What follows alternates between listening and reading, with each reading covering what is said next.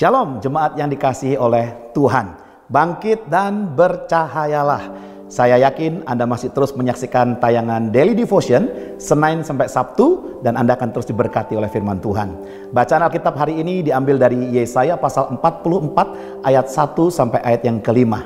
Saya beri judul Roh Tuhan dicurahkan. Sebagai orang Kristen, maka kita perlu tahu bahwa hidup manusia bukan hanya terdiri dari tubuh dan juga jiwa, tapi juga ada roh. Ketika roh manusia dikuasai oleh roh jahat, maka pasti pikiran, perasaan, perkataan, dan perbuatan pasti akan menjadi jahat. Namun sebaliknya, jika roh Tuhan Anda jadikan penguasa dalam hidup Anda, maka setiap perilaku Anda akan memancarkan kasih dan kebenaran dari Tuhan. Mari kita baca bersama-sama ayatnya yang ketiga. Dikatakan, sebab aku, aku Tuhan di sini. Sebab aku akan mencurahkan air ke atas tanah yang haus dan hujan lebat ke atas tempat yang kering. Aku akan mencurahkan rohku ke atas keturunanmu dan berkatku ke atas anak cucumu. Ada janji yang Tuhan berikan kepada kita. Yang pertama, Tuhan akan mencurahkan rohnya atas keturunan Anda. Artinya jangan pernah berpikir bahwa Roh Kudus hanya dicurahkan bagi beberapa orang saja. Roh Kudus hanya bekerja bagi pendeta saja. Atau lebih parahnya lagi, karunia Roh Kudus itu tebang pilih. Pilih yang dia mau, dia tidak pilih yang dia tidak mau. Tidak, semua Anda semuanya bisa dipakai Tuhan. Bisa dipulihkan Tuhan, bisa dijadikan alat atau tangan Tuhan untuk menyelesaikan misinya di dunia ini. Jadi Roh Kudus akan dicurahkan bagi seluruh keturunan Anda. Itu janji yang pertama. Janji yang kedua, Tuhan akan mencurahkan berkatnya atas anak cucu Anda. Wow, setiap kali kita berbicara tentang berkat, pasti hati berbunga-bunga.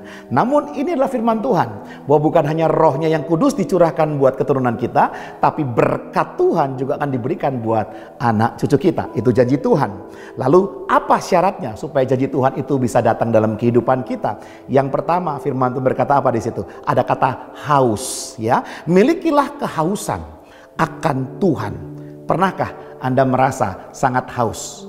Ketika lari, Anda sudah lari 1 kilo, 2 kilo, lalu lupa bawa minuman, atau mungkin Anda sudah lari 5 kilo dan tidak bawa minum, maka hausnya begitu rupa. Begitu sampai di rumah Anda bertemu dengan air, langsung kita minum banyak sekali. Nah, jika Anda memiliki kehausan yang sama seperti itu, haus akan Tuhan, maka Roh Kudus akan makin mudah bekerja dalam kehidupan Anda. Mengapa Roh Kudus tidak bekerja dalam kehidupan Anda? Mungkin karena tidak ada kehausan.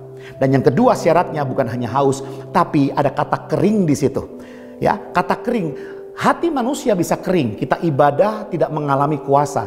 Kita ada komunitas rohani tapi nggak mengalami perjumpaan dengan Tuhan. Kenapa? Jangan-jangan hati kita kering. Oleh karena itu terbukalah kepada Tuhan. Milikilah keterbukaan bahwa Anda benar-benar membutuhkan Dia. Bahwa Anda membutuhkan aliran-aliran daripada Tuhan. Supaya Anda bisa mengalami perjumpaan dengan Dia. Jadi saya ingin sampaikan hari ini supaya teman-teman, Bapak Ibu Saudara sekalian, Anda mengalami roh Tuhan yang dicurahkan, mengalami berkat Tuhan itu. Milikilah kehausan dan datanglah kepada Dia. Jika Anda mengalami kekeringan, izinkan Tuhan kembali membasahi kerohanian Anda. Tuhan Yesus memberkati. Mari kita berdoa. Terima kasih Bapak yang baik, kami mengucap syukur untuk firman-Mu. Dan biarlah firman Tuhan menjadi kekuatan, arahan, tuntunan dalam kehidupan kami. Terima kasih Bapa, dalam nama Yesus kami berdoa dan mengucap syukur. Haleluya. Amin.